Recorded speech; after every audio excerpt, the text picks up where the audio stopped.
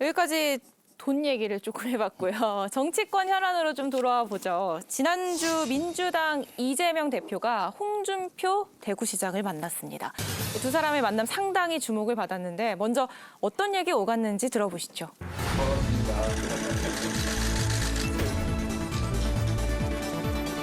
이제 정쟁을 넘어서서 거의 전쟁 단계로 진입하는 것 같아서 좀 안타깝기도 합니다. 당연히 대화해야죠. 대부분 정치를 잘 모르는 사람들이 대통령실이 있어요. 네. 그렇지 않습니까? 제가 뭐 남의 당 얘기를 대놓고 하기가 좀. 자기 대표가 좀 옹졸해가지고 상고문도 해촉하고 그러잖아요. 상고문 해촉된다고 해서 내가 할 말을 못하고 할 사람은 아니거든요.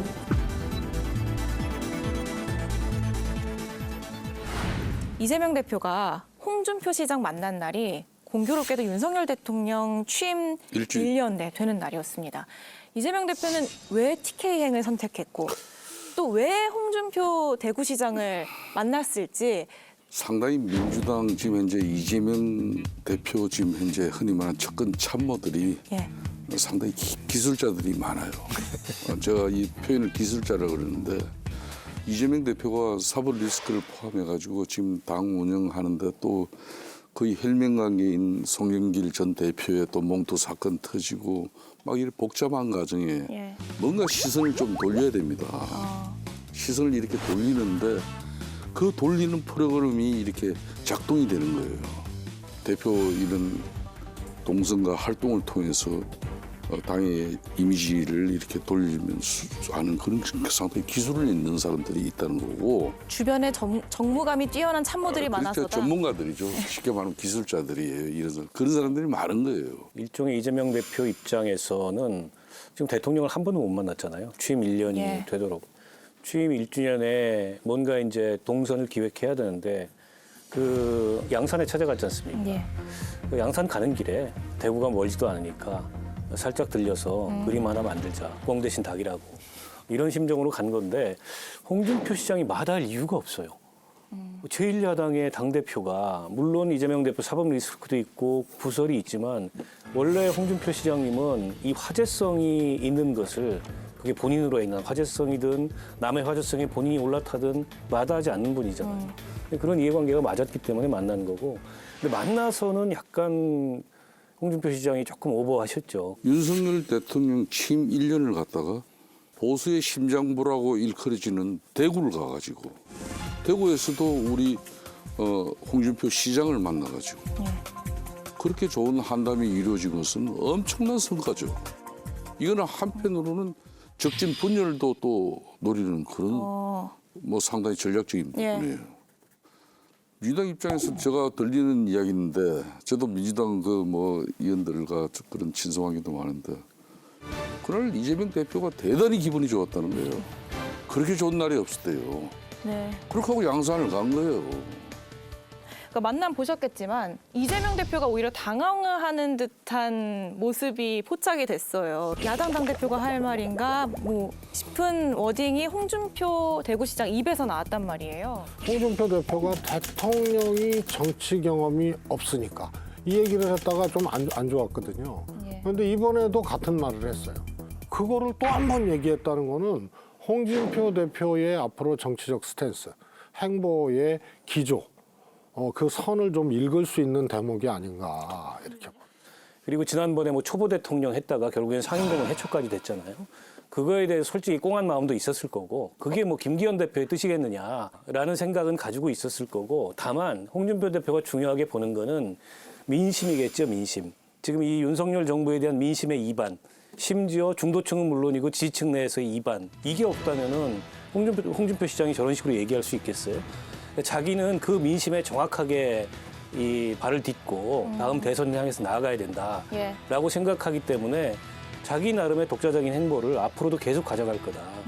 그래서 그런 포석하에 저런 얘기 전략적으로 하는 거지 그냥 뭐 즉흥적으로 한 것 같아 보이지는 않아요. 두 분은 이제 홍준표 대표의 최근의 스탠스를 조금 이제 장기 전략적으로 뭐 좀 너무 경강부회하듯이 보는 것 같은데 홍준표 시장이 이제 나이가 드셔서 그랬는지 어떤지 모르겠지만 화를 잘 참지 못하시는 것 같다.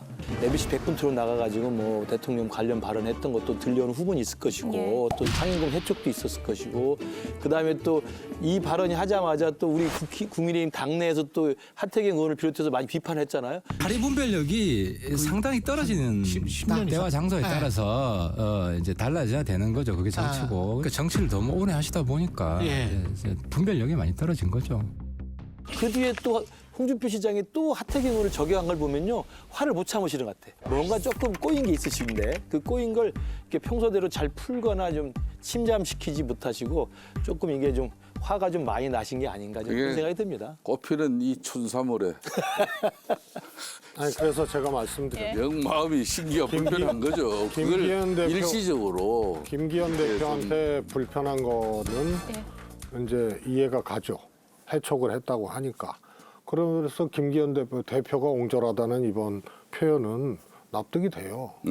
근데 대통령이나 대통령실을 놓고 일종의 저게 이제 정치적으로 좀 짧게 보고 폄하하는 발언이라고 느껴져서 이제 기분이 나쁜 거거든, 대통령실은. 그 얘기를 또 했다는 것에 주목하는 거죠. 그리고 봅시다. 차기 대선에 꿈을 꾸고 있는 사람은 여당은 제일 중요한 포인트가 뭐죠? 현직 대통령과의 관계예요. 그래서 그 전에 이해창 후보는 YS 대통령 때 감사원장도 하고 하다가 한번 부딪히고 나오고 대선 후보 때 YS 대통령 화형식을 했다고 차별화해야 된다니까. 노무현 대통령은 김대중 대통령 당연히 정권 말이고 교체기에 대선 때 인기 없고 막 10%대 당 지지율 막 이랬다고. 그래서 차별화하라고 하니까는 노무현 대통령은 나는 그거 못한다고 거부를 했던 거. 임기 1년 차에 이런 대통령을 홍준표 대표도 처음 볼 거예요. 임기 1년 차에 그런 대선 후보는 없어요. 정치 권력상. 아니 그래서 반윤을 한다는 게 아니라니까. 반윤을 하는 게 아니고. 왜냐하면요 제가 볼 어차피 때 이 정권에서 홍 시장님은 최 시장, 친자일 수가 없어. 내가 한마디만 이야기해 드릴게요. 집권당은 말이에요. 한마디만 현직 대통령을 갖다가 마음 불편한 관계로 대통령을 선고한 사람이 없어요. 그래서 제가 얘기했잖아. 대표적으로 이해창 대통령. 아니 그래 내가 후보가 얘기했잖아. 두 분이 다 그런 거예요. 반윤은 안 한다. 그러니까 제가 볼 그래서 대통령의 이 국정 성공이라든가 이런 것에 대해서는 발언할 거예요. 그러나 친윤 안 합니다. 타 방송사 토론에 가서 대통령 초보다라고 이야기했던 거.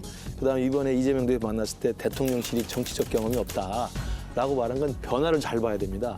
그때는 대통령이었지만 이번엔 표현이 대통령실이었어요. 그 얘기. 대통령실이 정치적 경험이 없다는 이야기는 뒤집어 이야기하면 대통령실이 제목이 뭐예요? 초보 대통령을 잘 모셔라 이 이야기고 대통령 비서실이에요. 그러니까 초보 대통령을 잘 모시라는 모든 이야기고 것은 대통령한테 가게 돼 있어. 아까 말씀하신 이해창의 경우나 그 노무현 대통령의 경우는 임기 말에 이미 대선 주자가 된 상황에서 과거 그 현직 대통령 말기 대통령과 차별화하는 과정에 생긴 것이지 취임 1년 차에 대통령 척지 사람이 누가 있습니까? 그러니까 매우 그렇기 때문에 특이한 대통령실이라고 형국이라니까. 이야기를 하면서 불만을 이야기한 것은 지금 대통령이 성공할 수 있도록 잘 모시라고 하는 충정어리 쓴소리라고 봐야 돼요. 마음대로 해석하세요. 마음대로 해석을 지금 최소하게 해놓고 그게 경강부인 것 같아요.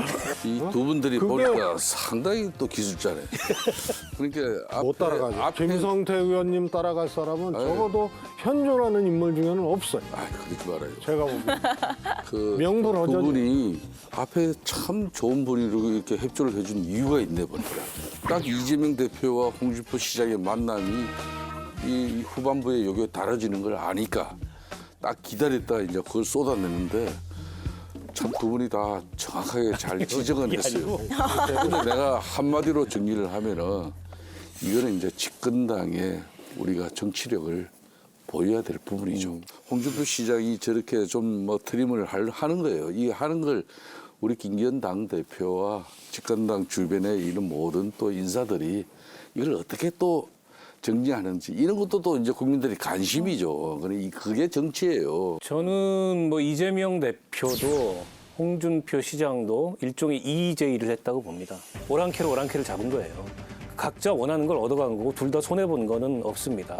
대신에 이제 상대방을 지렛대로 자기가 하고 싶은 얘기하고 자기가 만들고 싶은 장면 만드는 거죠.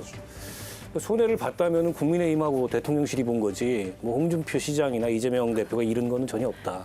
윤석열 대통령의 국정 운영을 뒷받침해주기 위해서 가장 빅스피커가 홍준표 시장이었어요. 이게 이분이 나름 어떻게 한 7, 8개월 정도는 용비어천가라고 들릴 정도로 윤석열 대통령을 섬기는 그런 모습이었어요. 근데 요 근래 조금 이 꽃피는 춘삼월에 좀 여러 가지 생각이 좀 복잡한 부분이 있을 때는 좀 그럴 때 뭐 그런 불편한 신기를 낼 때는 그 내는 대로 또 우리가 또 이걸 추스리는 방법이 있어요. 조인수 한번 보세요. 그래서 다시 홍준표 시장이 평정심을 찾고 윤석열 정부와 같이 호흡하는 그런 지방단체장으로서의 역할을 다할 겁니다.